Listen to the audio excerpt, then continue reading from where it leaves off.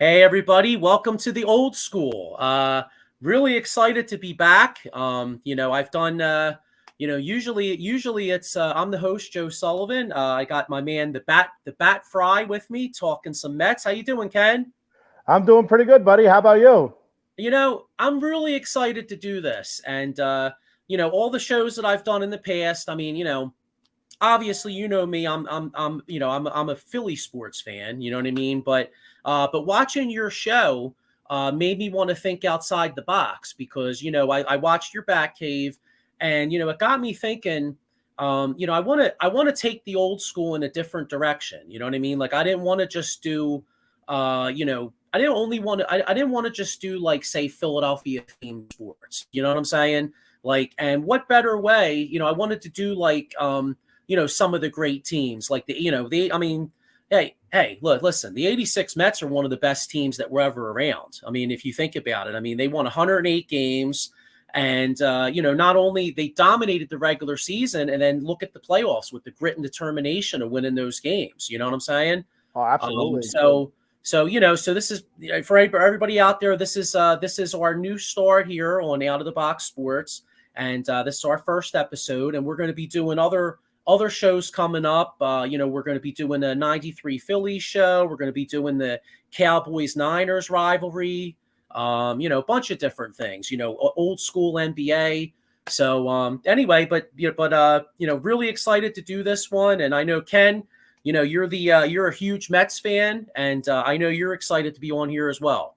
I'm excited and incredibly nervous, Joe. I'll tell you what, I'm very nervous.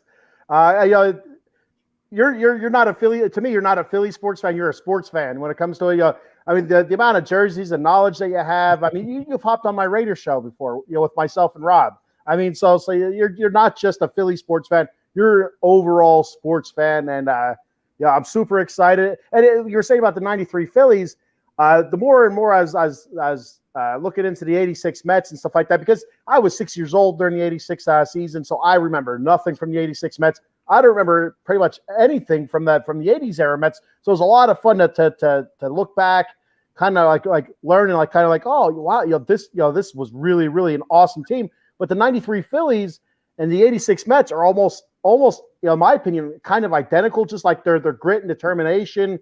The '86 Mets were almost known as like the bad guys. Like everybody hated them. And the Phillies Right. are kind of like I remember, being 13 years old, 12, 13 years old during that season for the '93 Phillies.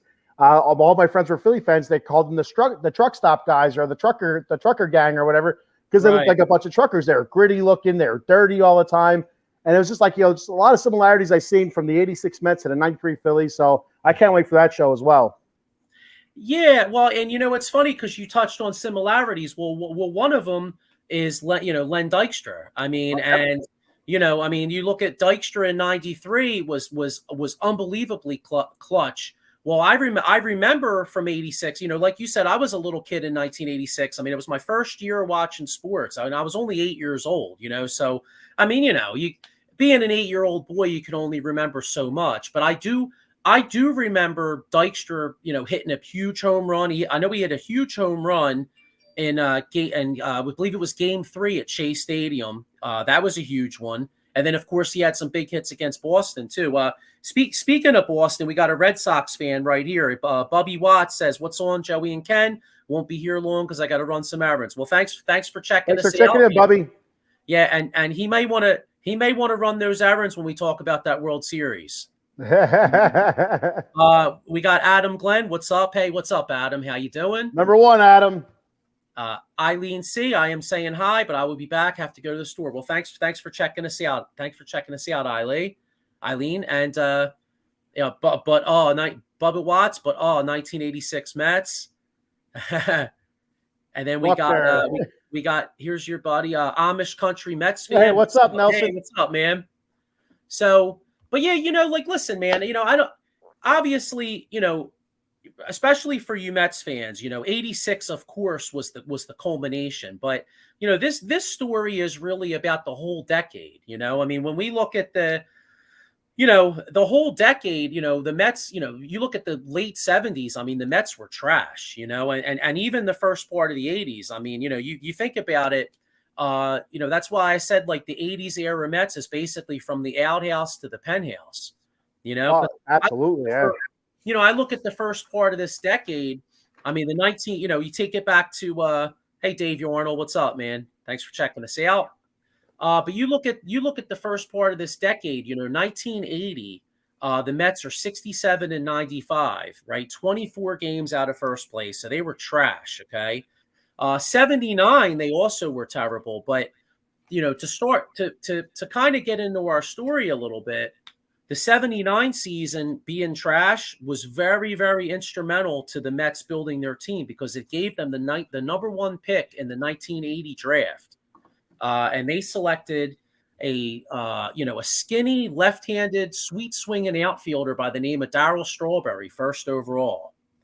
That's super lanky, man. He was so lanky. Yeah. I looking back at those videos, like you forget how tall and skinny he was, but he was just so lanky.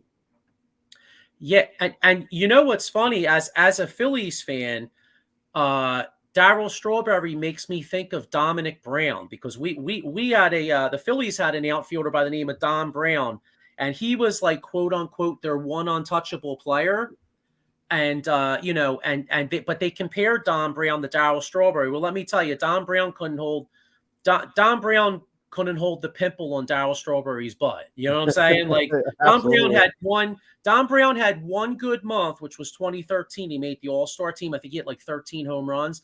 But Darryl Strawberry had a tremendous career. Absolutely, I mean? Yeah. At least through the 80s. I mean, I know he went to the Dodgers in '91, and he kind of wasn't quite the same player. But I think he revitalized his career a little bit with the Yankees. Not quite to what it was with the 80s Mets, but when he went to the Yankees, he kind of turned things around a little bit. Yeah, he wasn't that superstar anymore. But I think he was more productive with the Yankees than he was with the Dodgers. Yeah, and Adam Glenn with the comment, says Crackberry. Yeah, well, that's a Phillies fan there. we'll get into that though, because that's one of the reasons why we think maybe they didn't win a few more. And Amish Country Mets fan with a great point. He says bringing in Keith Hernandez and Gary Carter was a game changer. Yes, definitely was. So we're going to get into that. So. One thing about the Mets, they had a general manager, the best GM in franchise history, a guy by the name of Frank Cashin. All right, Frank Cashin was by far the best GM in Mets history, and it was his vision and his moves that really changed this franchise around. He was the GM. He took over as GM in 1980. He was the GM from 1980 to 1990. By far the best decade in Mets baseball. You probably easily, that, right? Easily. Okay. So under his helm, they won 907 games. It took a few seasons. Like I said, Cashin came in 1980. It took a few seasons, but he really built the foundation for that team. You know what I mean? Oh, absolutely, yeah.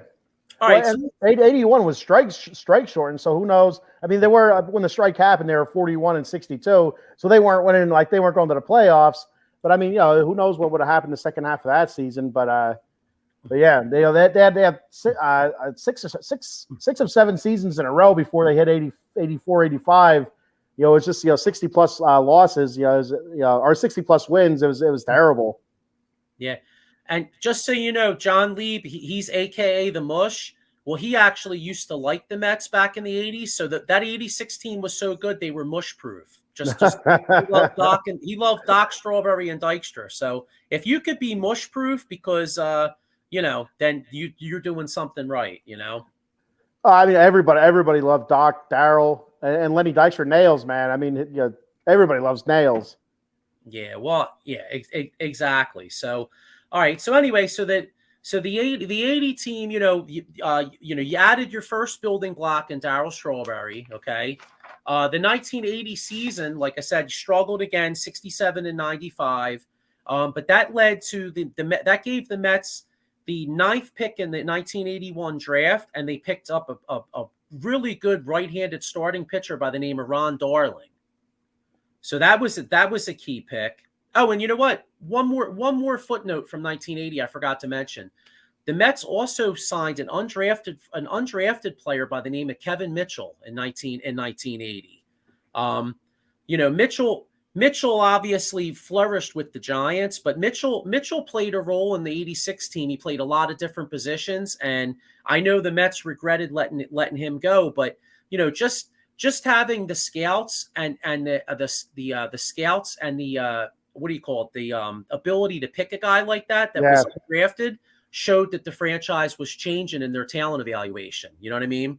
Yeah, that's probably Cashman's first or second win right there. To be 100% honest with you, like you said, Kevin Mitchell, a utility player, played pretty much every. I think when he went to Giants, he's just primarily an outfielder. I think I could be wrong about that. All the highlights I see him as a Giant, he's an outfielder.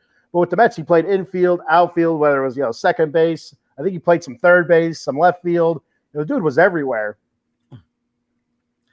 Yeah. So, all right. So you got you added Ron Darling, okay, and they had another great job by the scouts. In the 13th round, they signed a skinny little outfielder from California named Lenny Dykstra. Dykstra would later become known as Nails for his what do you call it? His gritty play. Exactly. Yeah. Basically, they said he was tough as a nail. Well, he was almost. He reminds you of a lot of, like, if you watch him play, he reminds you a lot of Pete Rose, almost like a Pete Rose type of clone or something. Just his hustle from base to base, his willingness to get down and dirty and do the nasty type things, his hustle in the outfield, making spectacular plays. Absolutely, Lenny Dykstra, like you said, tough as nails, and that is personified. If there's anybody like a nickname that fit anybody, that was the absolute perfect nickname for a player, was Nails for Lenny Dykstra. Yeah, and Fuji, to touch on Kevin Mitchell, he said the barehanded catch by Mitchell in San Francisco. That was awesome. I remember that. I think that was his MVP season in 1989. He was unreal. And then Adam Glenn here, he said, I love the Phillies, but I love the Mets in the 80s. Darryl, Doc, Mookie. And then, of course, Mike Fuji with another comment. He said the dude in Philly. So yeah, that's true. In Philly, he was called the dude. Oh, okay. I always thought him of his Nails. So I mean, that's just and then to be 100% honest with you, me being with my age and like when I started watching sports, I remember Lenny more as a Philly than I do as a Met, and so I always thought that the nickname Nails came from him being a Philly, because I'd watch, he had a huge honking piece of chew in his cheek and stuff like that, pine tar and chew spit all over him, dirt and grass. Well, I'm not at the vet, no grass at the vet, but concrete stains, I guess you'd call it. And, but I always thought Nails came from Philly, from his time in Philly. But after I started, diving into the '80s Mets, realizing that actually he was called Nails right off the bat, pretty much. Yeah. So let's think about this now that we're still in the early part of the decade. Mets are still struggling, but you added Darryl Strawberry, you added Ron Darling, you added Dykstra, you added a guy like Kevin Mitchell. So they, like you said, the strike shortened season in 1981. Mets finished 41-62, but that gave them the 5th pick in the 1982 draft, and this is where Dr. K, Dwight Gooden, was drafted.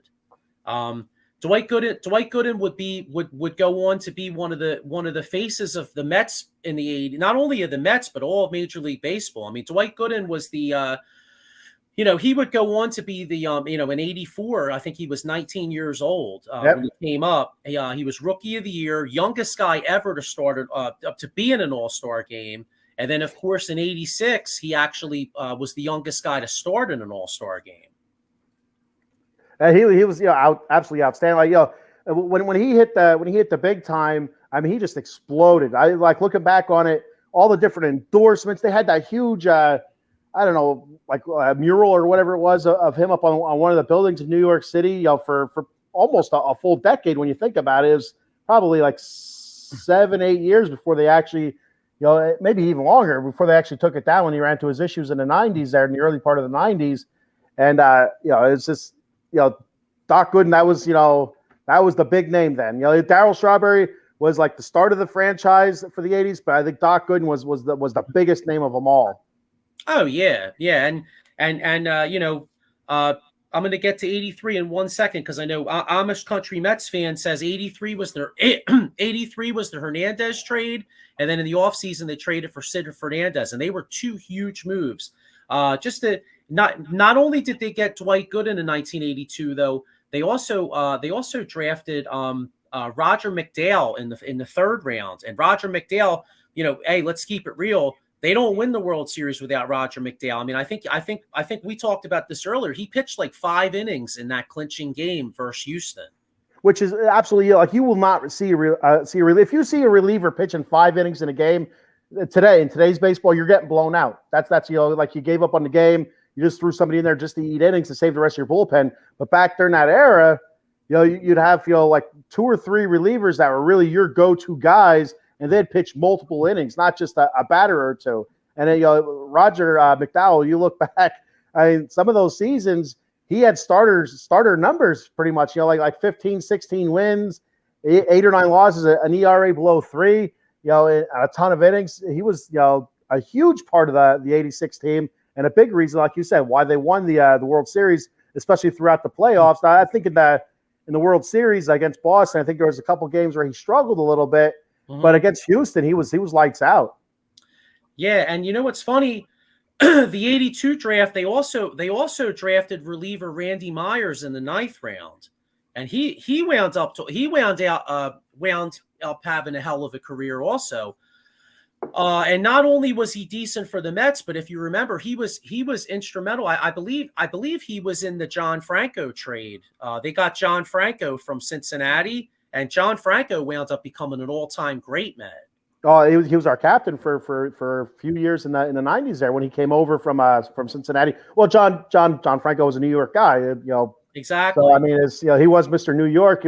Every time I think of the Mets from the early to mid 90s, I picture John Franco as one of the guys that I picture. So, he was a huge part of the early 90s Mets and the mid 90s Mets. But he was the captain. So, right. So look at this drafting and development. Like so far, like we said, we got Strawberry, Gooden. You got Roger McDale, Randy Myers, all these guys. So the 80. Still not seeing dividends on the field though. The 1982 season, again, another terrible season, 65 and 97. Horrible. 27 games out. The 82 season really didn't the 82 season they really struggled.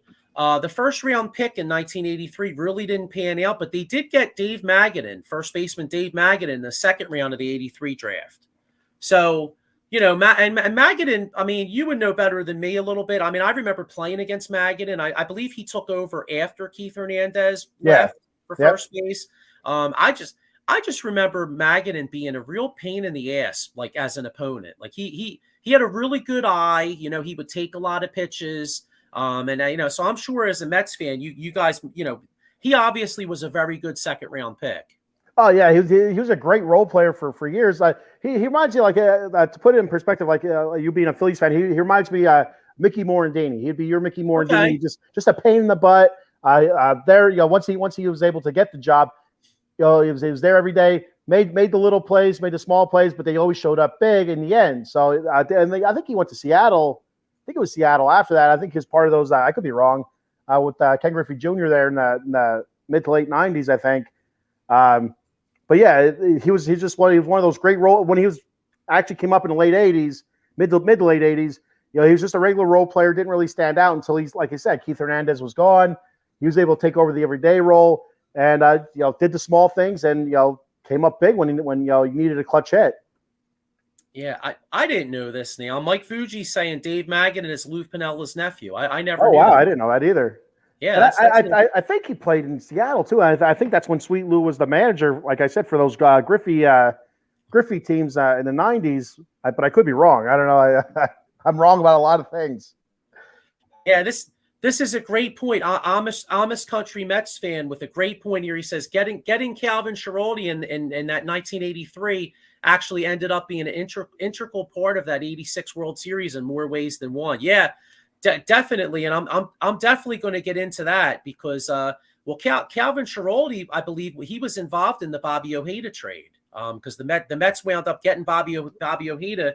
We'll get into that a little later. They got him before an 85, after 85, I believe, in the 85 off season. And yeah, it was, in 86 they picked up. Yep, they picked up Bobby Ojeda before the 86 season and Tim Tuffle.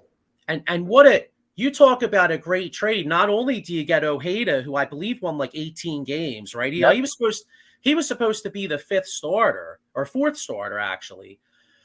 Not only is he the fourth starter, but then Calvin Schiraldi came in, and let's keep it real. Calvin Schiraldi lumped up in Game 6. You know what I mean? And he got hit in Game 7. Calvin Schiraldi, it's almost like he was still part of the Mets coming in that game. You know what I mean? Yeah, absolutely. Yeah, and like when you look at names, and that's one name you just kind of gloss over. You just don't even know who the hell the guy is. So it's just, you look at you see the big names, when you look at the roster there, and it's like Calvin Schiraldi. Yeah, and it's Dave Arnold says, don't forget about the closer, Jesse Orosco. No, hey, again, Jesse Orosco. First off, he's the guy on the mound in Game 6. Yep.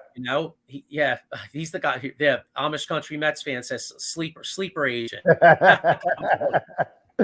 Yeah, but anyway, Orosco. They probably just gave him a ring for going to Boston. Say, hey, you know what? We win this year. You're going to get a ring, and we're bringing Ojeda over. You go do your thing, and throw us a couple meatballs, and we'll hook you up. Yeah, Orosco closed out, I believe, Game 5 at Shea. Orosco pitched against Houston. I believe he pitched multiple innings. Game 6. I mean, we'll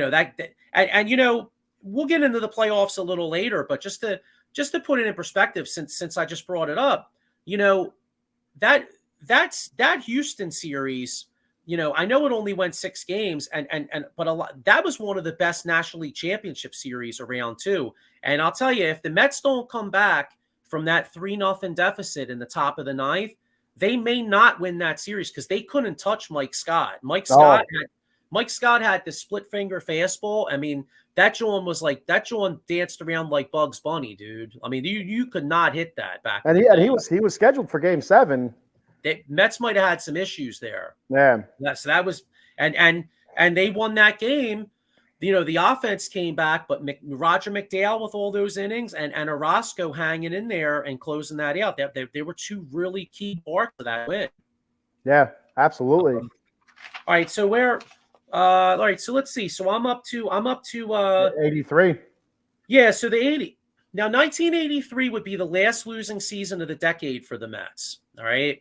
And like your man Amish Country Mets fan touched on, here's where, so far I was bringing cash in for his drafting. Well, here's where he makes some big trades. And the first one is he acquired first baseman Keith Hernandez in June of 1983 from the Cardinals for relievers Neil Allen and Rick Ownbay. Now, as we all know, I mean, Hernandez would go on to be along with Gary Carter. I mean, Gary Carter was a leader too, but to start it off, I mean, Hernandez was definitely, 100%. 1 and Carter was probably 1A, the 2 leaders of that ball club, Now Hernandez came in, the team still struggled.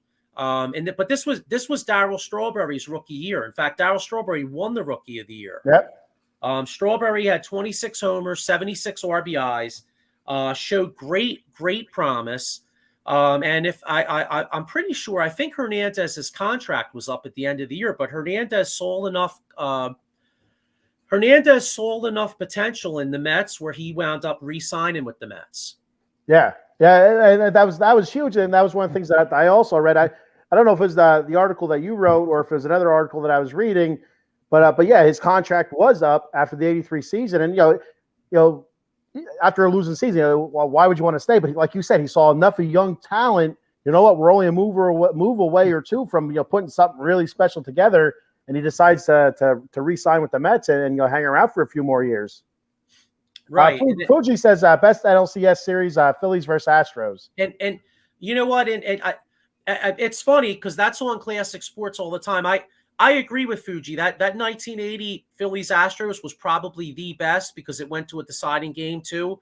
But 86 Mets Astros is definitely top 5 in my opinion from what I've seen anyway. I mean, it might even be right behind it. Honestly, it's like it's like pulling, you know what I mean? Like the Phillies Astros is here, Mets Astros is like right, you know what I mean? Because they both were.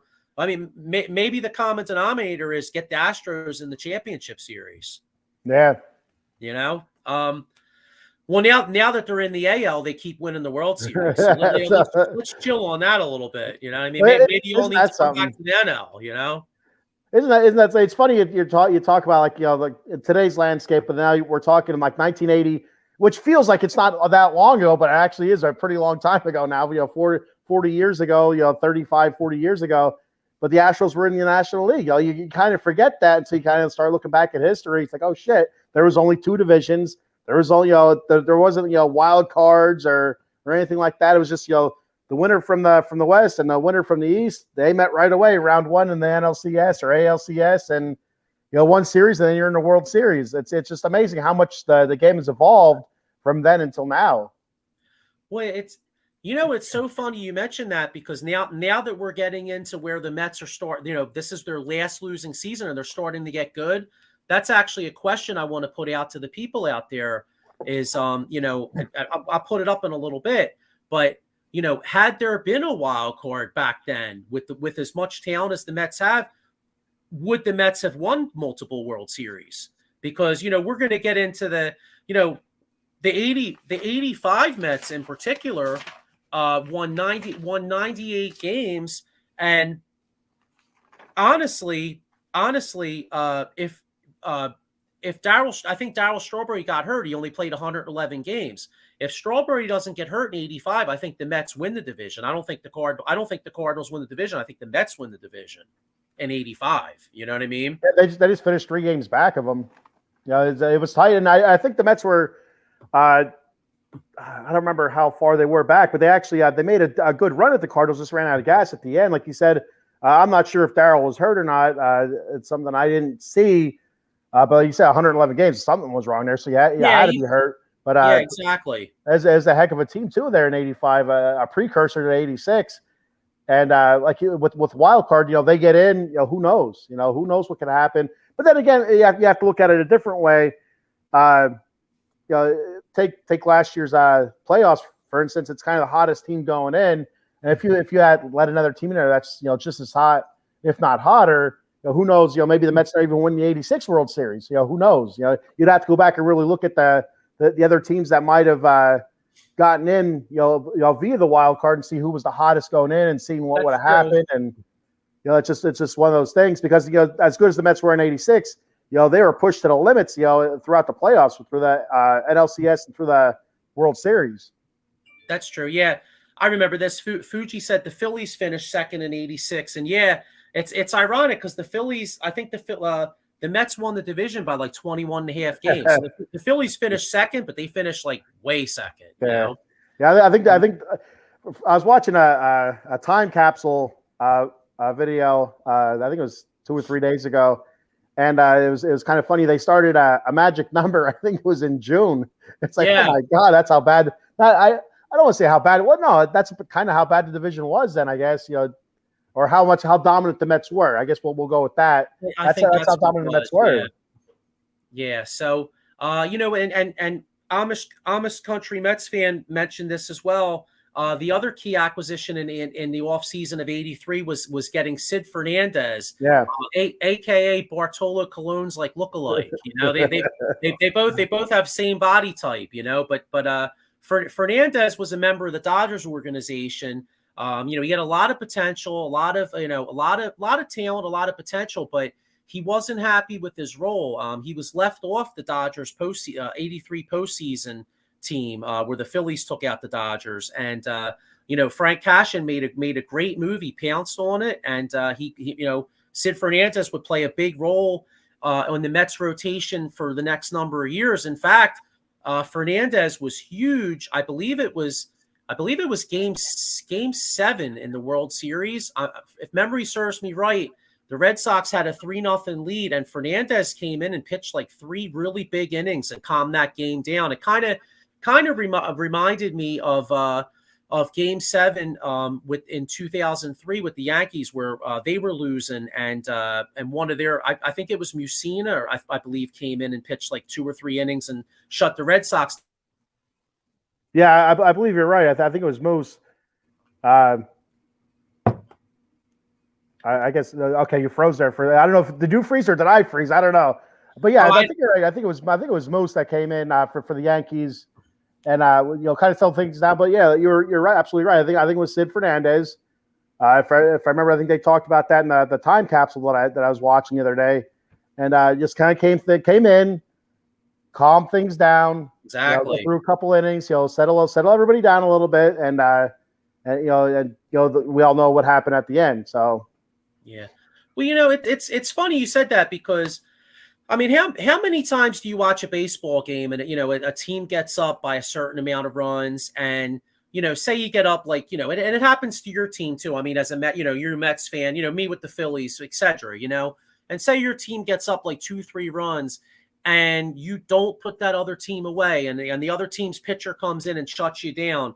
How many times? I mean, it throughout the years, it seems like it's happened so many times where and the reliever that comes in that shuts it down never really gets like the props, you know what I mean, no, or the credit. But it's a huge part of the game because your reliever comes in, if he gets lit up and that game gets 5-6-7-0 or whatever, that game's over. And that's why I think Roger McDowell and like Jesse Orozco, who was also a multi-innings pitcher, not only their closer. I think I don't know if it was the 86 season, but I think they both had basically the same amount of saves. I think Roger had like 21 and Jesse had 22 or something like that. But anyway, to have a guy like that come in and when things are going bad, to come in and settle things down, let your team catch their breath for 2-3 innings, and then kind of start to build momentum. Whereas the other team had all the momentum, they start getting shut down. Well, then you know what? They start kind of going into a little bit of a funk. That's absolutely huge to have somebody like that in your bullpen, or even in the case of Sid, a starting pitcher that's able to come in and in the middle of a game, shut a team down for a couple innings. So a lot of starters can't do that. They have to be the starter, or if they come in as a bullpen guy, they can't do it. The same thing as a bullpen guy. There's a lot of bullpen guys that can't come in as a starter. They just can't start the game. They have to be able to go out there, warm up, come in in the middle or at the end of a game. That's just what their role is. But to have a guy that is able to come in there, shut a team down in the middle of a game, let your team catch their breath, regroup, and start build momentum, just by maybe a big out that pitcher got in the a strikeout, a big strikeout, or a big out in the field or something. Just start to build stuff like that. Yeah, I hear you. So, all right, Ken. So all these years of being trash, success comes for the New York Mets in 1984. The Mets would have a winning record for the rest of the decade. Well, first off, Cashin makes a great hire. He brings in former great second base player, Davey Johnson, former second baseman from the Baltimore Orioles. In fact, I think he had 1 year he hit 42 home runs as a second baseman. So Davey Johnson, Dave Johnson had a very laid back style. He often would say he doesn't really care what his players do off the field as long as they're ready to perform on the field. All right. Johnson would go on to manage until 1990. He was the first National League manager to win 90 games in each of his first 5 seasons. He led the Mets to 595 wins, 1 world championship, 2 National League East titles. And another interesting stat in doing some research on him, he was one of the first managers to adopt the sabermetrics. I didn't really remember that about him. I mean, but he adopted some sabermetrics, and and of course the 86 team. I mean, you had longtime second baseman Wally Backman. Well, one of the reasons Tim Tuffle was brought in was to be part of a platoon with Backman. Well, I mean, if you go back and you look at the stats for those teams after Davey Johnson took over, I never even heard of sabermetrics until maybe 10 years ago or whatever. Yeah, it's kind of funny to think that it goes all the way back. Before that, before Davey Johnson takes over and stuff. I don't know when that book or whatever it was written, but if you look at the stats, you see so many guys with not just your regular starting 8 fielders, but so many other guys off of the bench with 100+ games under their belt. So that tells you that they're always playing the percentages. They're always playing, right, righty lefty type stuff, or whatever. And platooning guys, like you said, with Tuffle, Wally Backman, Mookie Wilson out there, with the outfielders, Lenny Dykes, Kevin Mitchell. I mean, it's just so many different guys being plugged into different spots at different times of games.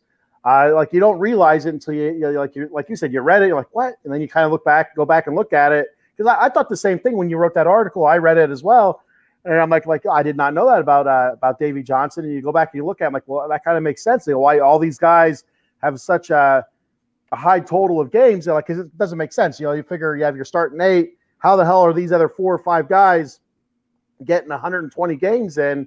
You're constantly plugging and playing guys in different situations. Yeah. Fuji says, don't forget George Foster. Yeah, that's true. Well, Foster was a big part of the 84 team, the 85 team. 86, he actually struggled. In fact, they released him towards the end of the year. And you know what's ironically, I believe Foster was the highest paid player on the 86 Mets, believe it or not. I could be wrong because I kind of glanced at it, but I'm pretty sure that was the case. So, but the 84 Mets would go on to a 90-72 record. They finished 6.5 games behind the Cubs that year because the Cubs wound up winning the East in 84. Strawberry showed his rookie year was no fluke. He had 26 homers, 97 RBIs. Keith Hernandez in his first full season with the Mets would hit .311 with 15 homers, 94 RBIs. He also provided Gold Glove caliber first base play. 84 though would have to be known. You probably would agree with this. It was the year that Dwight Gooden burst onto the scene. Oh yeah, 19 years old, right? Starting. I'm absolutely. Could you imagine Joe being a 19-year-old out there in front of people like that and just gassing major leaguers? Throwing 98 mile an hour. He had 200, 270, 280 strikeouts. Unbelievable. Yeah. Rookie of the year. Yeah. I was going to say he was unreal. He was 17-9, 2.60. He earned the nickname Dr. K. He had 276 strikeouts and 218 innings. So basically, at this point with Strawberry and Doc Gooden, the Mets were not only the team of the Big Apple, but they were the big, big things were coming. You know what I'm saying? They were the superstars, in Major League Baseball. They are the superstars on the brink there. They're the next big things. Hey, Stacy, thanks for checking us out. All right, so now we come into the 1985 season, okay? Well, the 84 off season, the Mets, while they won 90 games, they had one big weakness, and that was the catching position. So in the 84 off season, general manager Frank Cashin made another great move. Not only did he acquire just like a catcher, he acquired the best catcher in baseball. He acquired Gary Carter from the Montreal Expos. He traded Hubie Brooks, Mike Fitzgerald, Herm Winningham, and pitcher Floyd Yeomans to the Montreal Expos. Ken, you'd have to probably agree with this, that this is probably one of the greatest trades in Mets history. Oh, absolutely. I was a big Gary Carter fan. As a catcher when I played baseball. But yeah, it's such a huge trade. Like you said earlier about Keith Hernandez being like a leader. Gary Carter, absolutely 1A, or 1B, 1A, 1B type of thing as a leader. For him to come in and solidify that catching spot, like you said, it was kind of you go back and look, it was a little bit of a weakness for the Mets. He was able to bring rewind here. You have such a young pitching staff with Sid Fernandez, Doc Gooden, Ron Darling, to have an experienced catcher like that, to be able to handle him with all of his knowledge, because not only was he a really good offensive catcher, he was a great defensive catcher as well. He knew how to call his games. He knew what he was doing out there. He knew how to handle those pitchers. So not only was it great offensively and leadership-wise, but for him to deal with those young pitchers, to help them along, when they did hit struggles, which there wasn't many of, especially in the '86 season, was so big, absolutely huge. Yeah, Mike Fuji says Kevin McReynolds came later. Yes, he was huge too. Yeah, so So the 85 Mets, they improved to 98 and 64. They only finished, like I said, they only finished 3 games behind the Cardinals, and and the Cardinals won the National League. Now Dwight Gooden was at the height of his stardom. I mean, 1985. Listen to these numbers: 24-4, 153 ERA. He pitched he pitched 276.2 innings, and he struck out 268 dudes. I mean, like, unbelievable. That's one of the most dominant performances that I've ever seen a pitcher have. A 20-year-old. Yeah, unbelievable. Like I said, Strawberry missed some time, but he still had 29 homers, 79 RBIs, and only 111 games. So I make the argument right now that if Strawberry wasn't hurt, I think the Mets make up those 3 games. They win that division, and who knows what happens when they get in the playoffs. Gary Carter hit 281, 32 bombs, 100 RBIs. Unbelievable. And now. And you know what? There's one more point I wanted to make about this 85 team. I forgot about this. They made another. I should have remembered this looking at your jersey. But going into the season, they made another really good move. They acquired your boy Howard Johnson from Detroit in the winter meetings. They traded him for. They traded 3 players to be named later, but one of them was starting pitcher Walt Terrell. Now Johnson didn't really. I mean, like, he didn't. I don't recall him being a huge part in the '86 team, but he would go on to be a great Met. I mean, obviously he made. I mean, he played in '86 and he had some numbers, but Johnson would wind up hitting over 30 homers, 3 times in his Mets career, and he had 192 homers as a Met, and he played, I believe, until 1993. So He was with the Mets for a long time. He was a long-time Met. And he was a great Met. Absolutely was. Well, he was just elected to their Hall of Fame this season back in June. It was so now he's in the New York Mets Hall of Fame. But so he didn't have like the eye popping numbers. Throughout those like mid 80s, 85, 86. But I think it was I don't know what year it was. It was 87 or 88 when he started really getting the power numbers. Yeah, I think here it is. I think it was 87. 87. He started really popping with the power numbers. But if you go back and look at the playoffs, like every time there was a big hit made or a big run scored, he was always on the bases. It seemed like he was either had clutch. Yeah. He's on the base. I'm not sure how he got on base because I'm just watching highlights of it. But he was always on base. It seemed like, or making a scoring a big run or whatever. So he was integral throughout that, and he's a pretty good third baseman as well.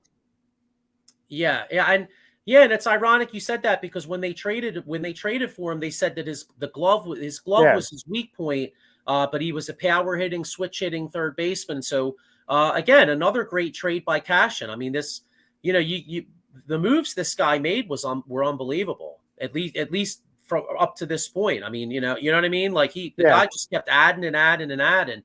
Michael Sherman, he's a fellow Phillies fan just like me. He said he was 13 in 1986, impressionable age. My hatred for the Mets comes from this particular year. Here we go right here. If we were talking about old school Mets, then we can never forget June 14, 1987. And that's the Seinfeld, right? Oh yeah, that's the Roger McDowell spit on Newman and Kramer from the gravelly road. Yeah, there you go. And they were playing the Phillies, weren't they? Yep, they were playing the Phillies. Keith Hernandez made a costly error that cost the Mets the game, and that's when they're walking by Keith Hernandez, and Newman says, "Nice game, pretty boy." And then Hernandez turns around to say something back to him, and you can see if you rewatch the show, you can actually see Roger McDowell up in the bushes, spitting a loogie down at them. It's so funny. I love that episode. Yeah, well, listen, I can't lie. I mean, I'm obviously not a Mets fan, so I agree. Michael Sherman, I'm with you, brother. But I got to give, like I said, credit where credit's due. This was a great era and a great team. All right, so now, the 85 season, they just missed the playoffs. We come into the 86 season now.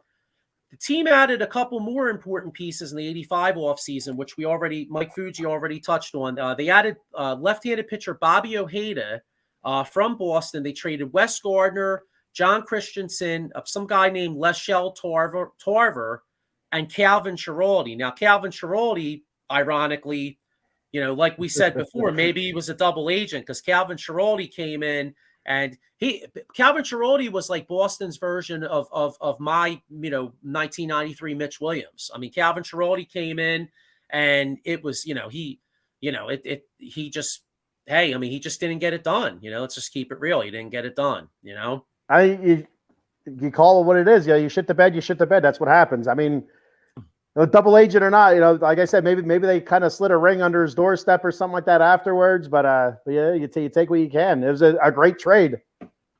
Yes, it was. So coming in, the Mets also acquired Tim Tuffle. You know what's ironic about this trade? They traded Billy Beane for Tim Tuffle.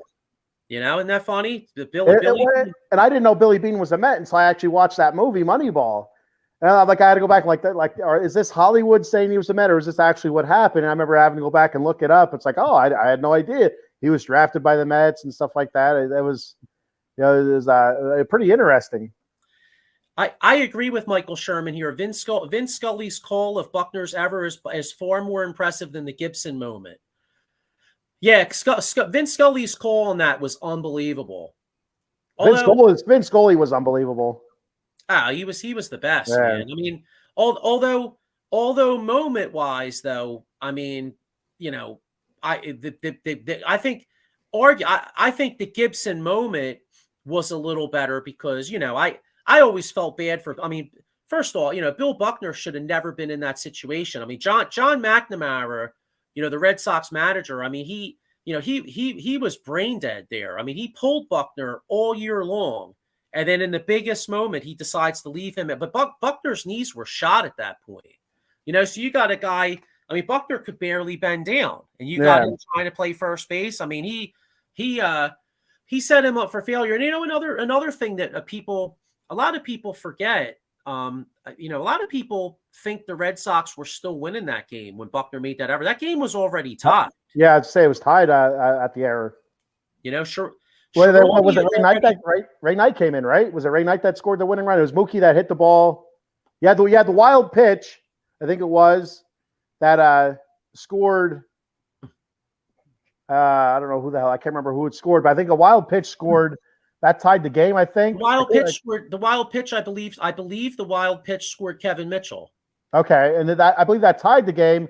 And then the Mookie hit the ball, and I think it was Ray Knight that scored the winning run, correct? Yes, yeah. And you know what? It wasn't an easy play either. It's not like it was a gimme play. It was a tough play over the bag, over the first base bag. I mean, it's not. Yeah, Michael Sherman. It'd be close. It'd be close. Absolutely close. Yeah, I agree. He says Mookie may still beat it out. Yeah, but the thing is, though, they might not have lost. I don't think he scores because I think the guy was on second. You know what I mean? So he may not score. Amish Country Mets fan says John McNamara should have gotten a ring from the Mets. Yeah, him and Schiraldi. Maybe they did. You don't know. Ray Knight scored the winning run.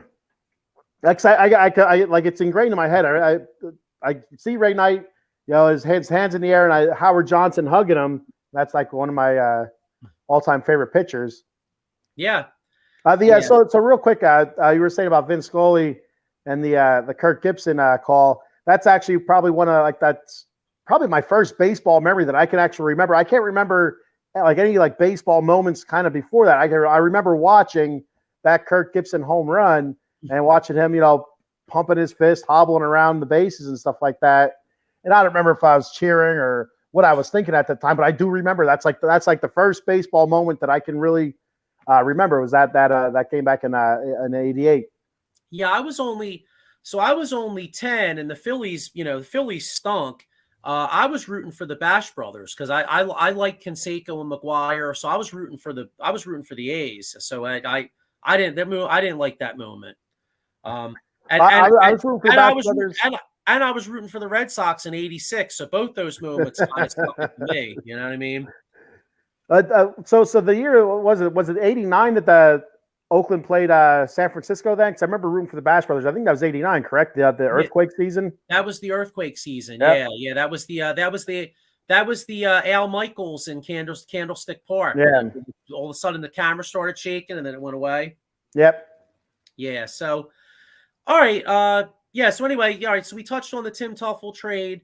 Now coming in the '86, I think most baseball experts kind of realized the Mets were going to be a powerhouse. In fact, Davey Johnson put the bullseye right on the team. I mean, he basically went out.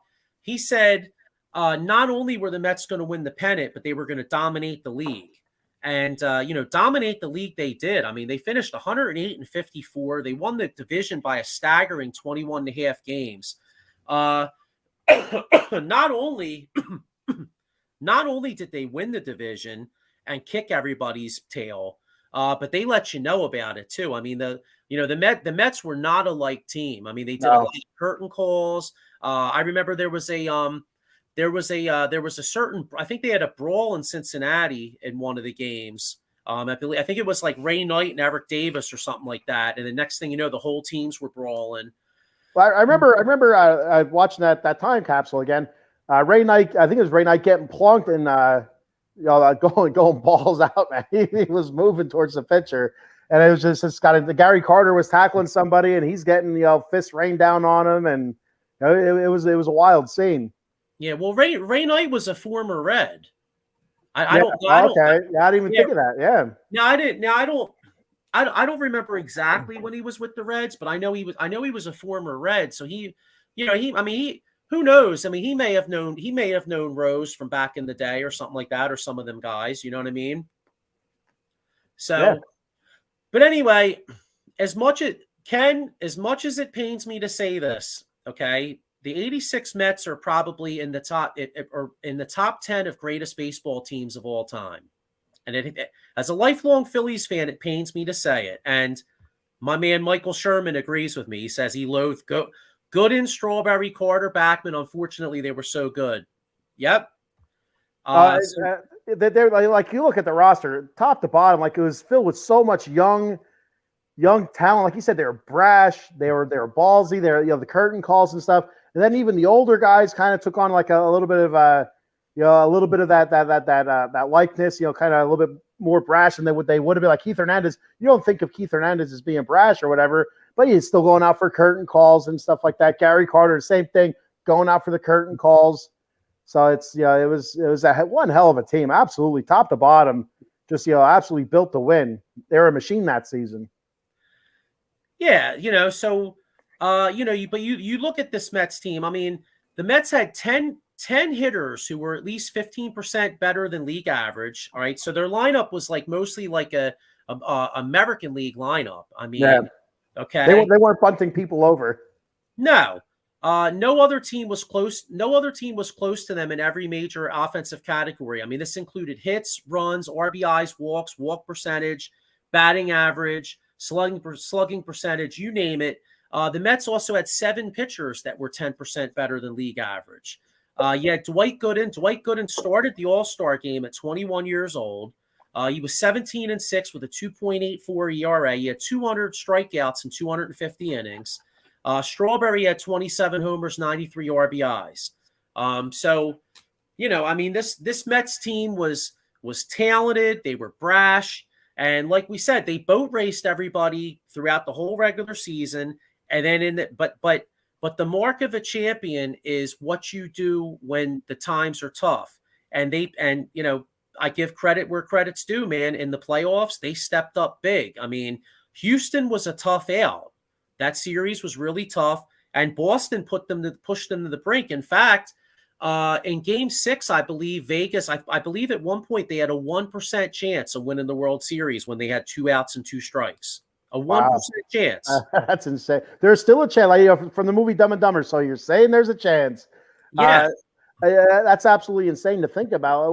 Going back to that, to the Astros. I mean, the Astros, what you said was Mike Scott absolutely shutting them down with the split figure, and they couldn't touch that guy. He pitched against him 2 games. They couldn't even sniff him. And if that goes to Game 7, who knows what the hell happens?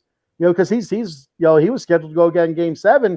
And they couldn't touch him those first. Like, is it one of those things where, all right, we've seen him twice, the third time's going to be different, or is he just shut him down again? Like, there's so many ifs and buts. There was wasn't there the 16 inning game as well in that Astros series?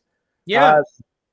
I mean, so I think also was it the Astros series? I think there was an 11 inning. Was that the Astros or was that the Red Sox? 11 innings. I think the one game went. Nolan Ryan pitching for the Astros. I mean, yeah. Well, game 3, the Mets were losing, and Dykstra had a 2-run shot in the ninth. Yeah, that was the start. That was the start of Lenny Dykstra's clutch playoff performance. I think he had a couple home runs throughout the playoffs that season. A couple big home runs. Yeah.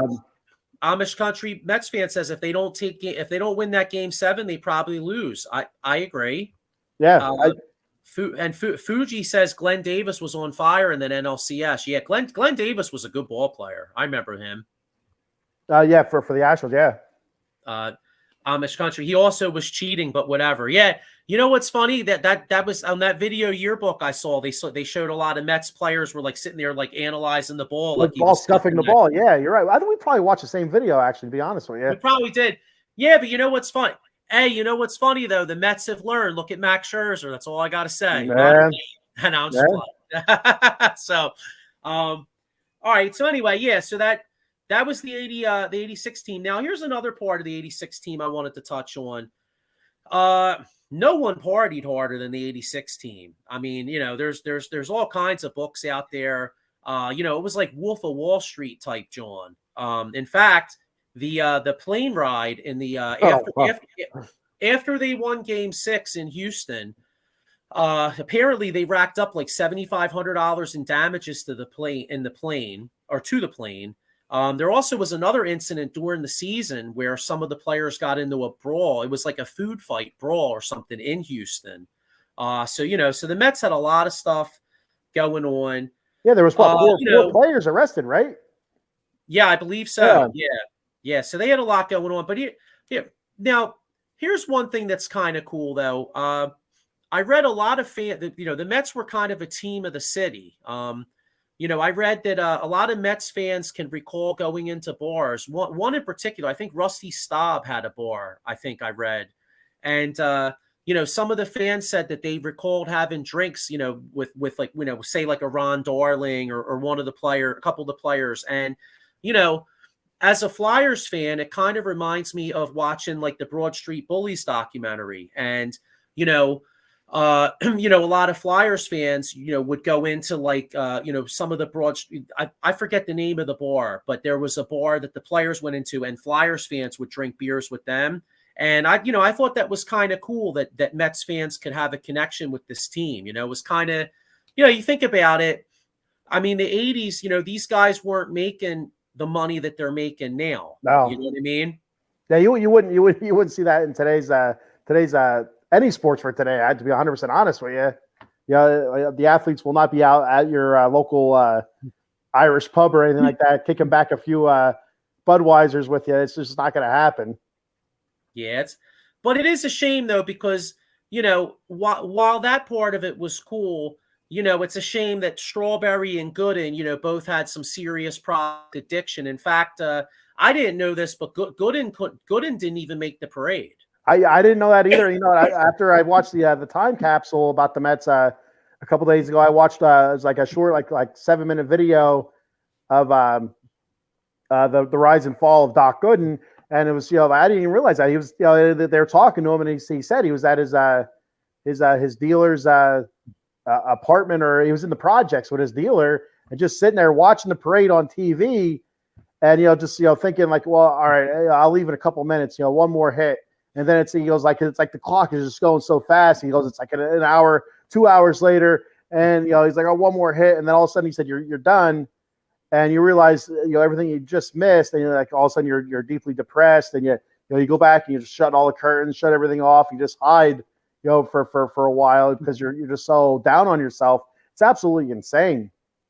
I know. It's a damn shame because, the guy had such great talent. Look at what he did at such a young age. He could have, he was, for a short stretch there, you know what I mean, for what 4 or 5 year run there. I mean, he was one of the greatest pitchers ever, honestly, with some of the numbers he posted. And it's a shame. It's a shame that happened, but hey, that 86 team, you can't take anything away from them. I mean, they won the World Series fair and square. And one thing, just to finish up on 86, but one thing that kind of bothered me, and Ken, this is probably going to surprise you because it's coming from a Phillies fan, okay? But there's a lot of casual fans out there that only that sat there and pointed to Buckner. Oh, Buckner. Well, they forget that the bottom line is the Mets had 2 outs and 2 strikes. Gary Carter came up with a huge hit. Kevin Mitchell came up with a huge hit. Ray Knight came up with a huge hit. And then Bob Stanley had the wild pitch. Mookie Wilson's at bat was like 10 pitches. You know what I'm saying? Yeah. So, my thing is that you can't, for a casual baseball fan to sit there and blame that John on Bill Buckner, it's wrong. And even Red Sox fan, even a Red Sox fan, yeah, okay, I get you mad at Bill Buckner.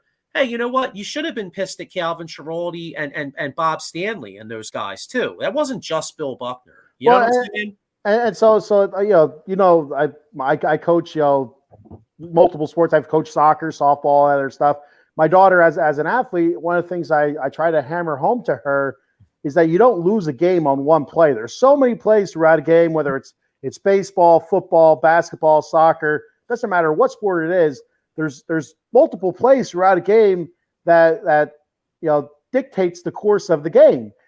So that last error, that last strikeout, you didn't lose because of that last strikeout or that last error. Now that contributed to it, absolutely, but there's so many other plays before that had to happen for that position to be brought up that it's just it's not Buckner's fault. Like, yeah, okay, he helped it along, absolutely. But the plays before, they, like you said, 2 outs and 2 strikes. I mean, there's so many opportunities for them to close that game out. They didn't finish. It's more than one play. It's the same thing as the Cubs, the Chicago Cubs, with the fan Bartman. Yeah, exactly. It's the same exact thing. Blaine Bartman, they wanted to kill the poor guy. He just tried catching a foul ball, which was in the stands. Maybe Moises Alou catches that ball. Maybe he doesn't. But it's not Bartman's fault. They still had a chance to close it out after that, and they didn't. I mean, what the hell? Well, the Cubs shortstop should send Bartman like lifelong, like money or something the rest of his life, because the Cubs shortstop, speaking at 03, he made a huge error which changed that game, and nobody remembers that because all they do was blame Bartman.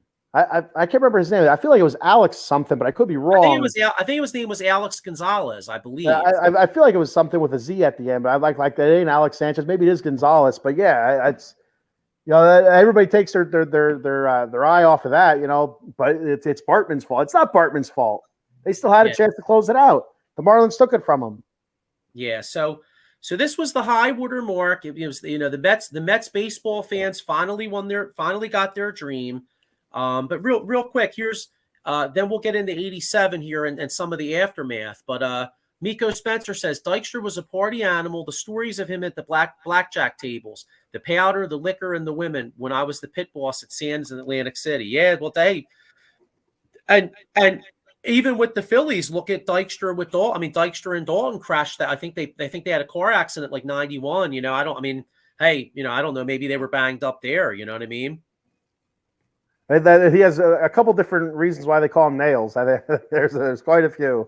Not only because of his play on the field, but maybe off the field. It's funny talking about off the field. I don't know if I mentioned this to you or Paul when we were talking about the show coming up a few days ago, but it reminds me a lot of the Raiders. The 70s Raiders and stuff when John Madden was coaching. It didn't really matter.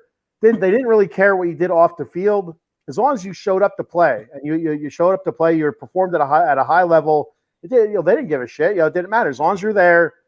That's what mattered. What you did in the outside, whatever. There's numerous stories of the Kenny Stabler, showing up, without even sleeping at the bar all night, just showing up and doing his thing, and going out and throwing for 200 plus yards and 2 touchdowns, and winning the game in the fourth quarter. So, I kind of liken that Davey Johnson led Mets kind of to the John Madden led Raiders. That's true, but it kind of does beg the question. While they did win one, could that add the fact that they did do so much off the field, could that have kept them from winning another though? Yeah, and so they came into like from 86 to 87. They started off so poorly in 87 they could never recover from it. And, you have to wonder, is that because of their off-season antics or whatever? Michael Sherman says, "Are you good with Bobby Bonilla Day? The move ultimately turned into Mike Hampton and then David Wright, but 0 rings." Bobby Bonilla Day doesn't bother me. I get a kick out of it every year. I think it's a big thing because it's the Mets.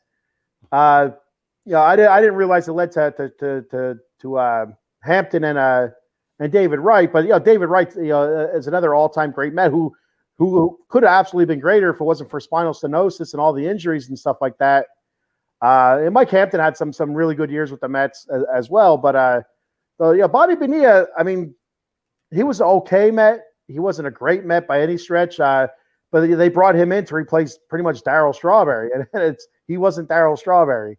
He was good in Pittsburgh. Bobby Bonilla was good in Pittsburgh as part of the the Bonds, Bonilla, and Van Slyke outfield, Andy Van Slyke, but he never really carried that potential over with the Mets. A couple good seasons, but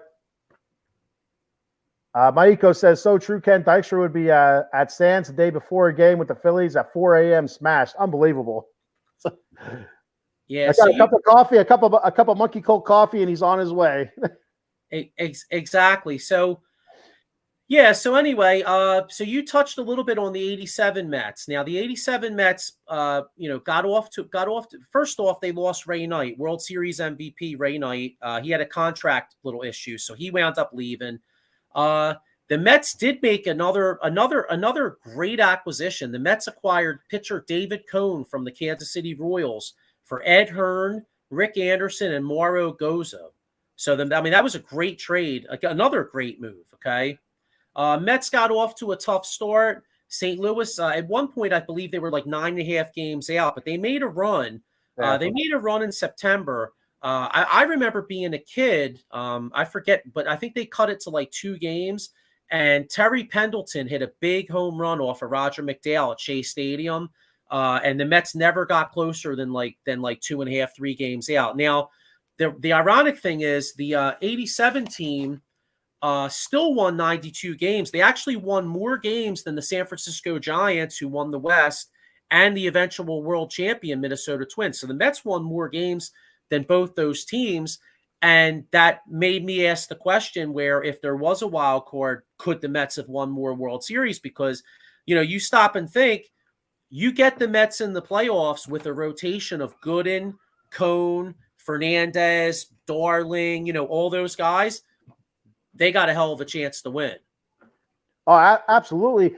If you compare their I think this is the biggest reason why they didn't win the East that season was their overall starting pitching kind of took a step back. The younger guys, yeah. If you compare their ERA stats to their from 86 to 87, where you had most of those guys pitching sub-3 ERAs, and maybe I think one or two with just barely over 3. Then you look at 87, they're all in mid-3 ERAs, and a couple guys over 4. So you add that extra little bit pressure to your defense there. More runs you got to score with your offense.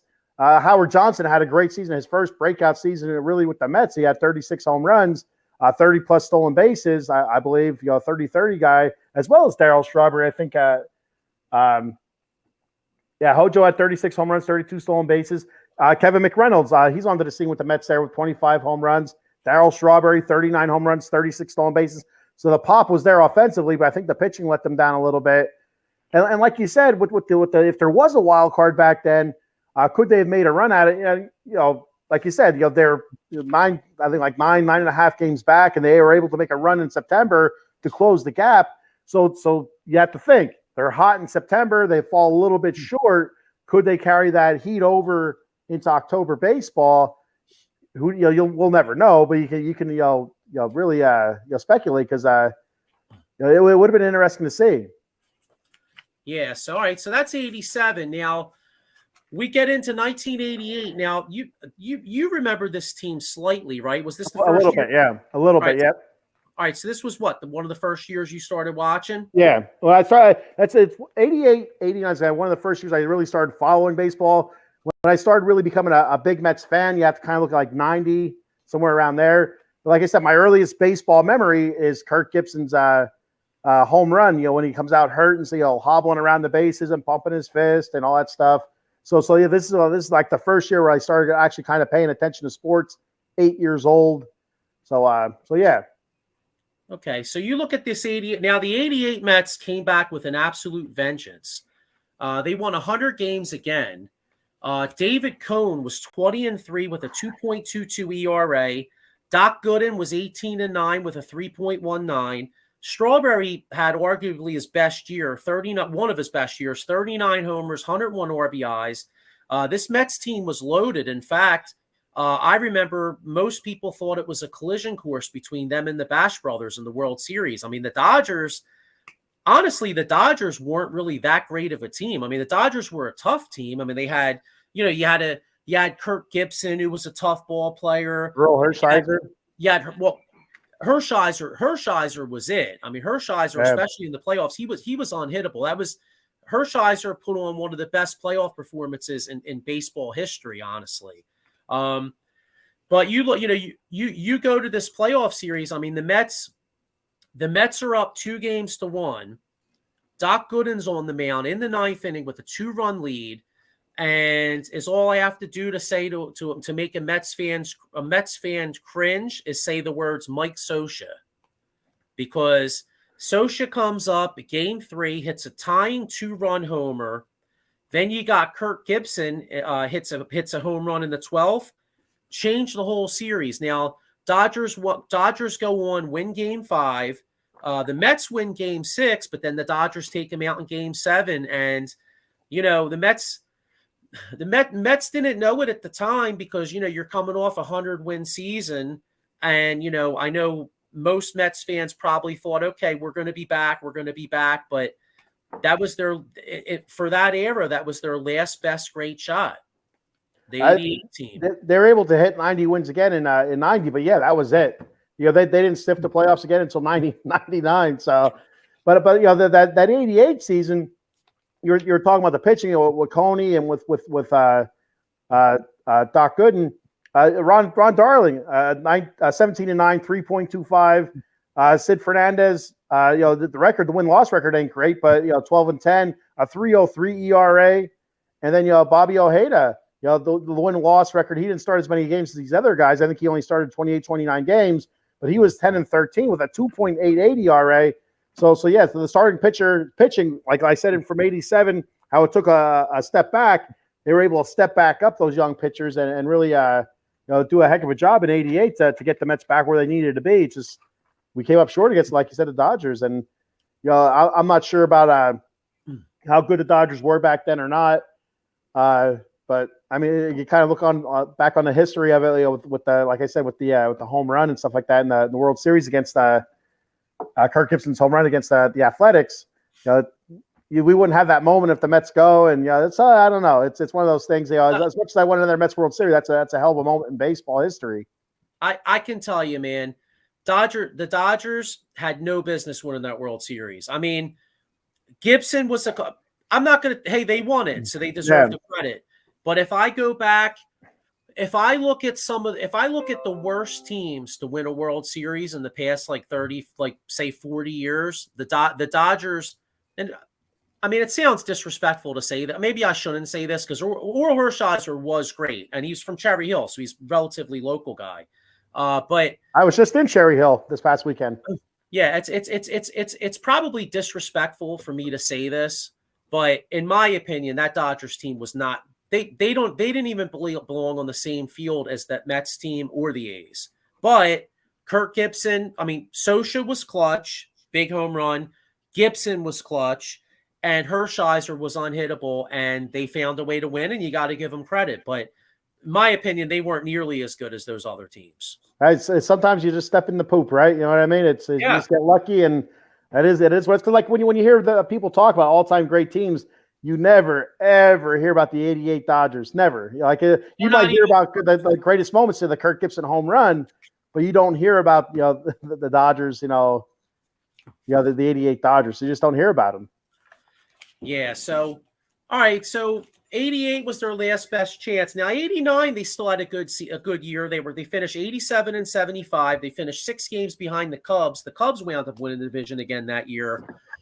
Here's where the Mets, Frank Cashin started having a mixed bag of his moves, and the first move he made that turned out to be a disaster was in June of 1989, and I just want to say thank you because he really helped my team. Frank Cashin trades Lenny Dykstra and Roger McDowell to the Philadelphia Phillies when they're playing the Phillies on a Sunday afternoon for Juan Samuel. Now, Juan Samuel was a disaster up in New York. An absolute disaster. That trade turned out to be horrible. Well, I mean, so when looking back at the stats again, when they traded Lenny to Philly, he didn't have a great season the rest of that season. He only hit 222 with them. But you look at the seasons after that 93 season, he hit over 300 and had well over 100 walks. It was unbelievable how productive he got with the Phillies after that trade. And, of course, Roger McDowell was always solid in the bullpen. And like you said, Juan Samuel for the Mets was a shit show. So, well, McDowell wasn't great for the Phillies, but I mean, it was more about Dykstra. You know what I mean? Lenny was the standout part of that. Now, it didn't pan out because they didn't win they didn't make the playoffs, but he did make a good acquisition. He wound up getting Frank Viola, New York native Frank Viola from the Twins at the 89 deadline. Did give up Rick Aguilera. Now, Rick Aguilera wound up playing a big role for that Twins World Championship team. Rick Aguilera, Tim Drummond, Kevin Tapani. Kevin Tapani pitched a number of years also. Yeah, I remember him. And David West. Now, David West would wind up playing a big role in the Phillies bullpen in 1993. So David West, former Met, he went to the Twins, but he wound up being a part of the Phillies in 93. But the Mets, they didn't, once again, now coming off 88, they win 13 games less than 89. They make the terrible trade, don't make the playoffs. So then they come into 1990, and they get off to a bad start. In 90, they get off to a bad start, and Davey Johnson is fired. So Davey Johnson's fired in 1990. The Mets still win 91 games. They're 91 and 71. They only finished. It's funny because I don't know why I didn't really remember this. I thought the Pirates won the division by more than this, but the Pirates only won the division by 4 games. So the Mets were actually still in it that year. Is that the year the Pirates lost to the Braves in the NLCS on not the Sid Bream, or was that the next year? No, 90 was the year they lost to the Reds. They lost to the Reds that year. Okay. But yeah, I mean, in 1990, they got off to a 20-22 start. Davey Johnson got fired. But then they wound up getting hot later. They had like a 20-2 stretch. Bud Harrelson actually was the manager and led them to. Isn't that insane to think about? Like you look at all these records that Davey Johnson had with the Mets, and you hit 90 and you kind of start off kind of rough. I wonder if there was more behind the scenes stuff for him to get fired after having all those great seasons as the head guy for the Mets, and just to get shit canned like that in the early part of 90. It makes you wonder if there's something behind the scenes where they're just looking for a change, a culture change or something. Where was the nightlife of the Mets players, coming into play where, we don't want this kind of manager running the show anymore. We want somebody that's going to be a little bit more strict, a little bit more, you know what I mean? Like, because Davey Johnson was a player's manager, like you said, like we talked about earlier, it was kind of like, I don't give a shit what you do outside of baseball, show up and do your job and we'll be good. So I wonder if that grew old on the Mets brass. Yeah. So the bottom line is, now Frank Viola did have a good year. Frank Viola won 20 games, 2.67 ERA. And, to answer your question, I think sometimes, sometimes guys just run their course. Like you see Yeah. it in hockey a lot. Davey Johnson, the general manager might have just thought that it ran its course. You know what I mean? Sometimes I guess the manager loses the locker room a little bit, and I guess it could be one of those instances. Yeah. So anyway, so this was Darryl Strawberry's last year as a Met. He wound up hitting 37 homers, 108 RBIs. So he had a good year. John Franco had his first year as a Met. He saved 33 games. Todd Hundley actually was his first year as a Met also. That was my next favorite Met was Todd Hundley. I started really digging him. As soon as he started hitting, everybody loves the home run. As soon as he started hitting the home runs, like I said, I became a catcher, so I was a big fan of Gary Carter. Then it was Todd Hundley for me, and so on and so on.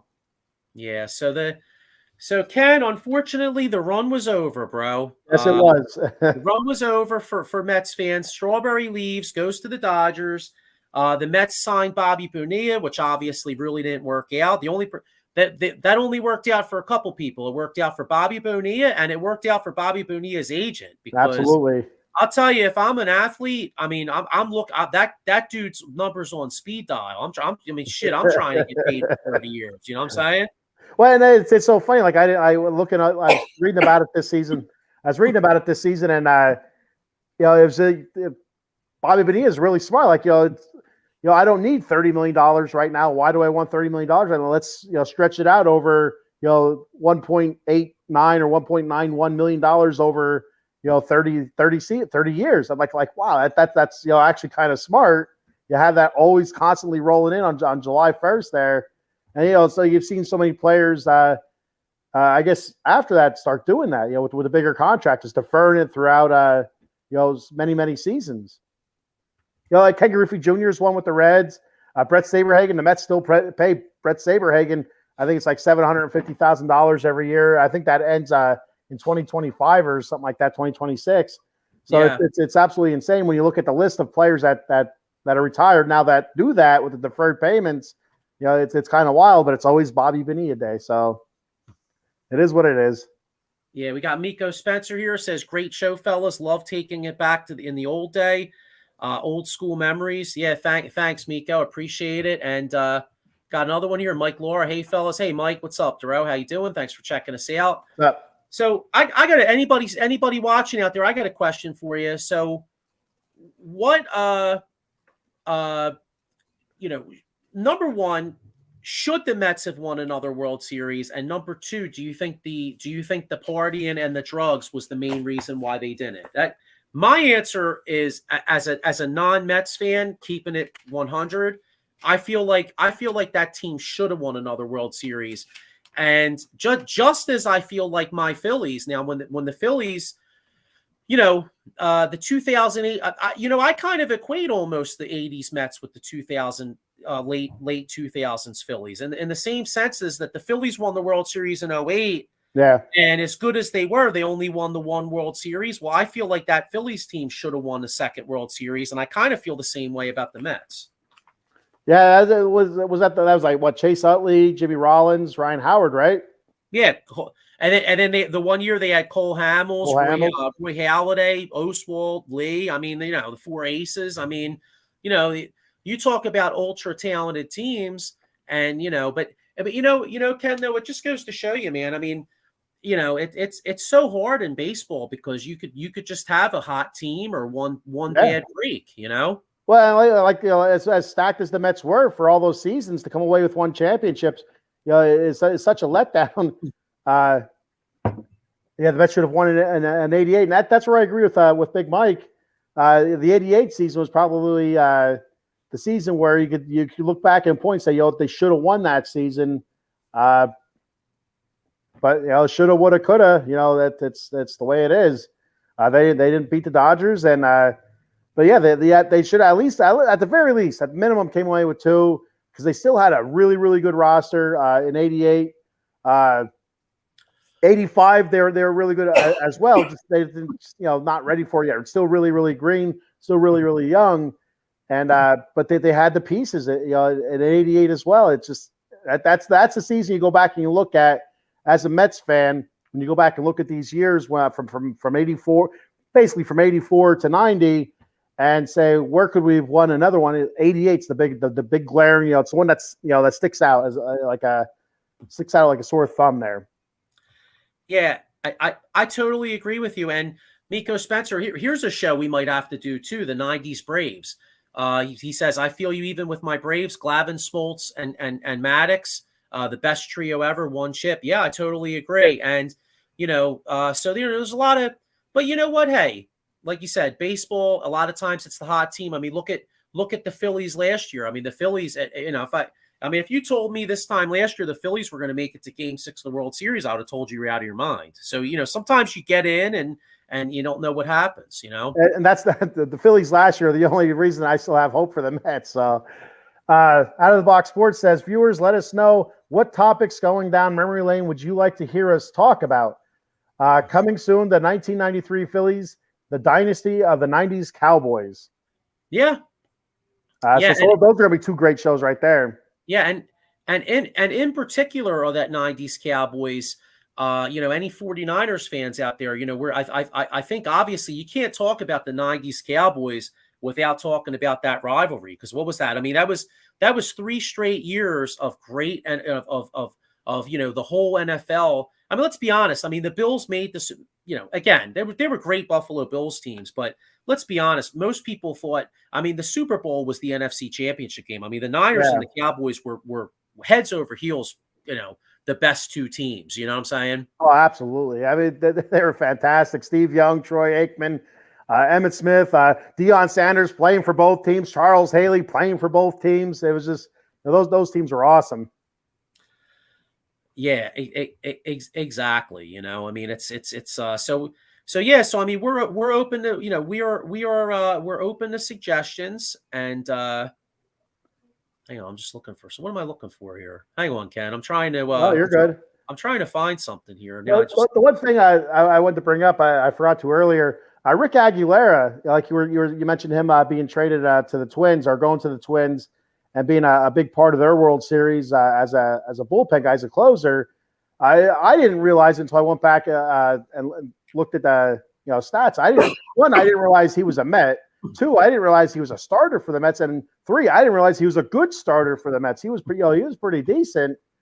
They bumped him into the bullpen. I think it was after 84 or 85, and he did well there as well. But he was a pretty good starting pitcher for a few years with the Mets before he went to Minnesota, became a reliever. And I don't know if he became a reliever because of an injury, because as I was looking at stats, I'm not sure what season it was, but he only pitched in I think it was like 8 or 9 games. So I wonder if there was an elbow or shoulder issue, like a Tommy John type thing, that moved him to the bullpen. Yeah, I don't remember the circumstances, but yeah, I do remember he was a starter. I like this one here. This is one we'll probably do too. Love to hear the Jordan Bulls days, the Bad Boys, Thomas, Sally, Rodman, Dumars, the Microwave, and the Badass Lambeer. Yeah, the microwave. What the hell's the microwave? I agree, but you know what's funny though? Before we get out of here, because Miko talked about the Bad Boys. Well, I'm going to tell you something, right? Because I want to get into some sponsors here. Okay. Well, I'll tell you what, if you played against the Bad Boys, all right, odds are you probably got jacked up. Correct, Ken? Oh, absolutely. Yep. They were rough. Bill Lambier was a rough dude.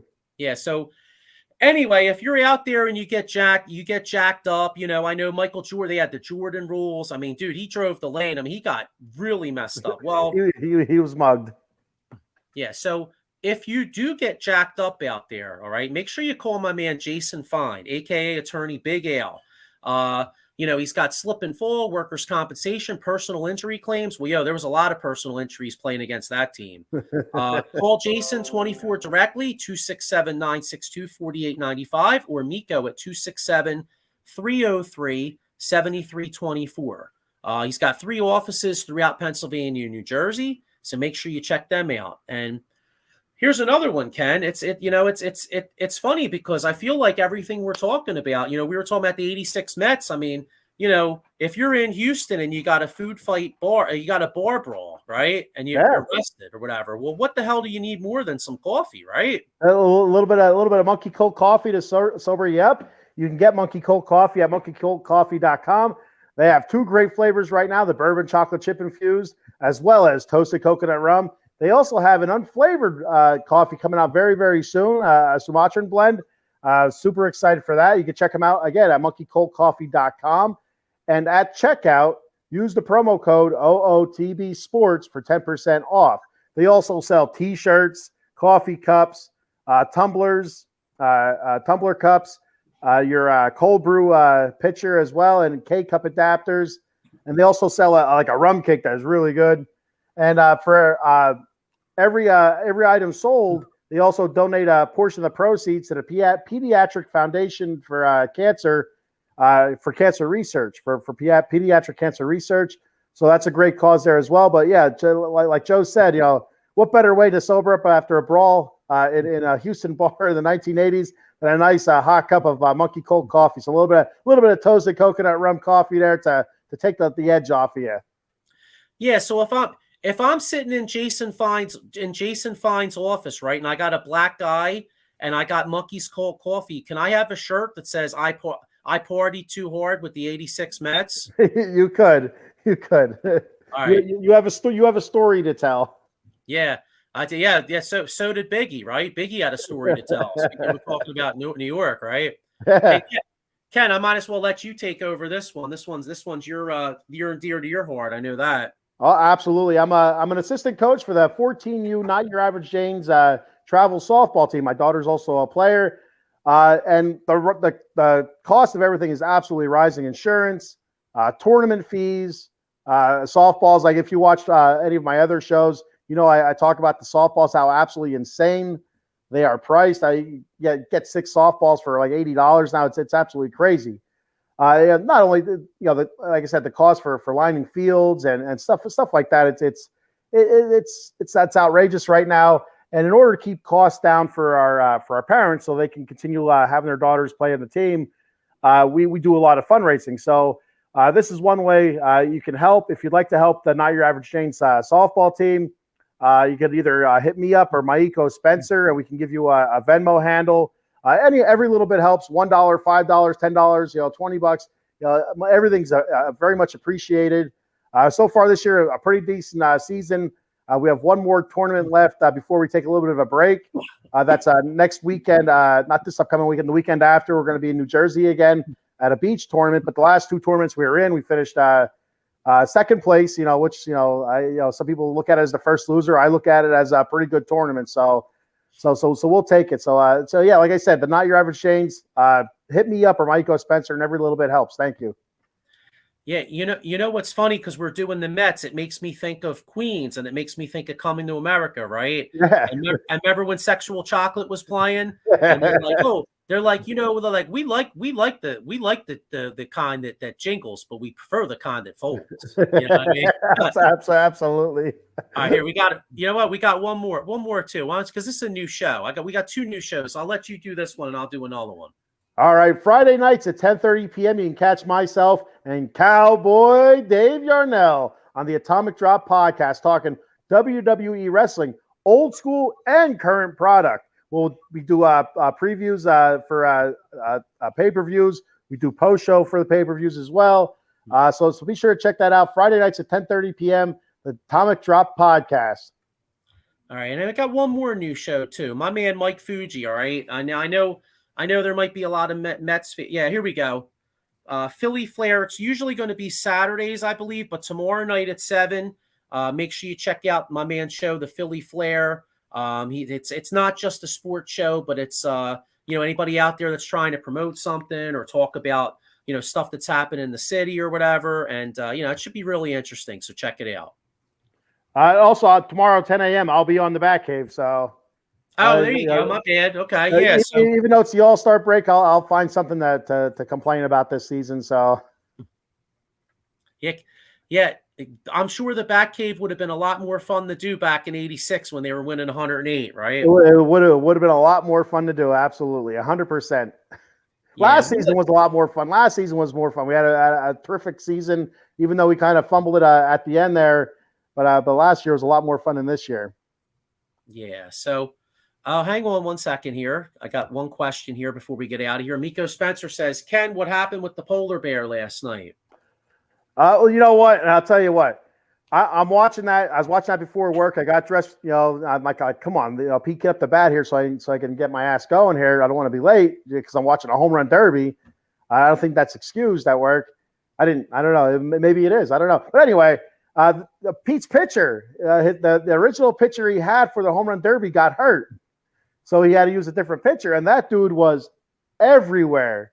I mean, you watch that. He threw the ball. I mean, what the hell is this guy throwing at? And I don't know. For some reason, I don't know if you guys know who Frank the Tank is. Mets fans know who Frank the Tank is. But he's a dude from Barstool Sports that is absolutely hilarious. He goes on rants every day about the Mets. And so his rant, he had an epic rant last night after the home run derby. I guess this is the Mets batting practice pitching coach. And he brought up a very good point. If that's our batting practice pitching coach, no wonder we can't hit above 220. No wonder Pete Alonso's hitting, below 210. No wonder Jeff McNeil's hitting 240 or whatever the hell it is. Brandon Nimmo's in the 260s now. He was hitting over 300. Now he's hitting 266. If this guy's throwing like this at batting practice, we're screwed, man. It was awful. I just figured out what you guys should do. In free agency, you should go sign Aaron Nola and have him throw batting practice. There we go. We like hitting off of Nola. We do. Yeah, I don't blame him. He's given up like 20 or 21 homers already. I mean, what the hell, man? Well, and you know what? And that's what Verlander and Scherzer, well, especially Verlander, that's one of his biggest issues this season. He's given up a lot of home runs. Yeah, so Eileen says she picked Pete Alonso in the Derby bracket. Fail. I don't think anybody really would have thought that Rodriguez would have hit 41 home runs. I think going into it, I'm thinking, why is Rodriguez a 7 seed, especially after the showing he had last year? But this season, I don't think anybody would have thought he would have hit 41 home runs. The dude was in a groove, and his pitcher was just putting it right in a perfect spot every time.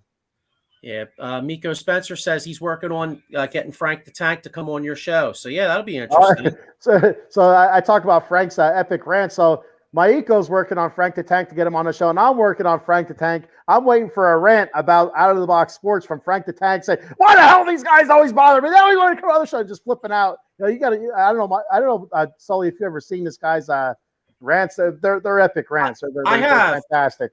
Yeah, I have. It's pretty funny. So Paul and I are both poking the bear right now. So if the American League's won 8 straight, so he wants to know who wins tonight, the American League or National League? National League by 6. Yeah, I'll be honest. I haven't cared. It's probably a violation as a baseball fan, but I haven't cared about the All-Star game since back in the day when Ronald Reagan was in the booth and Bo Jackson was hitting 2 homers. I haven't heard about it in a long time. I think the last one I watched like the first inning was I think Jacob deGrom was starting for the starter for the NL. When he was still with the Mets, obviously.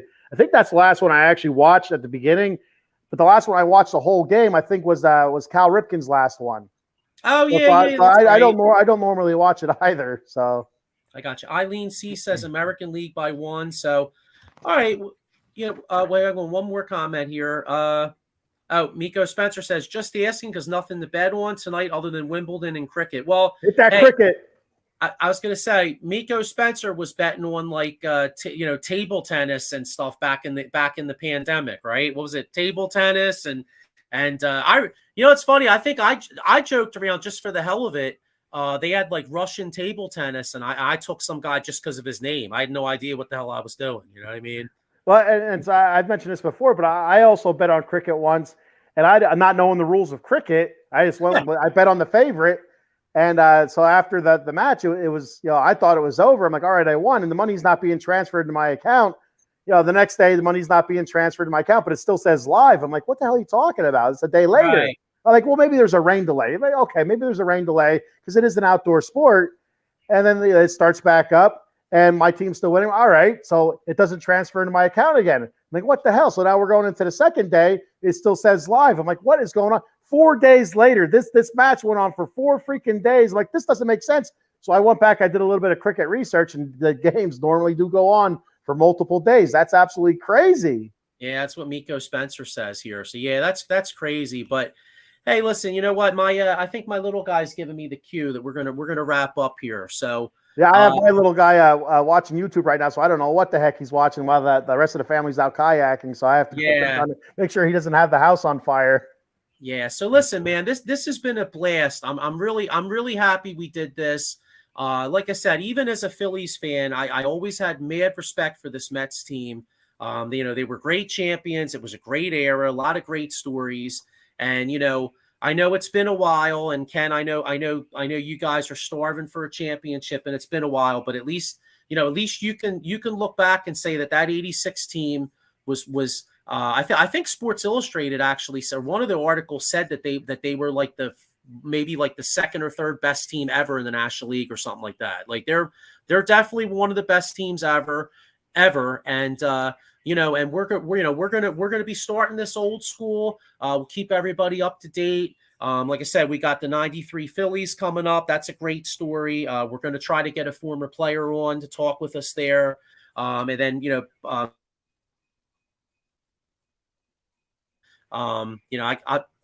Ken, I'm probably gonna have to hold my nose when I do that one too. But hey, like I said, man, I'm a sports fan first, dude. I mean, as much as much as I love my teams, I mean, hey, I give respect to teams that are great, and I like a great story. So, we're gonna do this, and hope everybody liked the trip down memory lane. Hang on, one question here, comment here. Miko Spencer says he's trying to get Jim Jeffcoat on the '90 Cowboys. That would be pretty cool. That'd be pretty cool. So Oh, that'd be awesome. Yeah, absolutely. I might have to ask him about 4th and 1 though, Miko. All right. Nah, I'm just kidding. Hey man, let's keep it real, man. You know what I mean? It's all he'd have to say to me is, rings, bro. And I'll be like, yeah, you're right. He'd put his hand up and do one of those. Yeah, but hey, I got mine in 2017. Eagles got theirs in 2017, so I can't, at least I got to see one. You know what I'm saying? And that's all. That's as a Mets and Raiders fan, that's all I want to see. I want to see what because like '86, I can't remember it, so it's like almost didn't happen for me. I just want to see one. Mets, Raiders. I want to see one where I can actually remember. It's a bummer. Yeah, but anyway, all right, Ken. Well, listen, man, it's been a great time. We'll see everybody. We'll keep you updated when we're doing the next show, and have a great week, everybody. Thank you. See.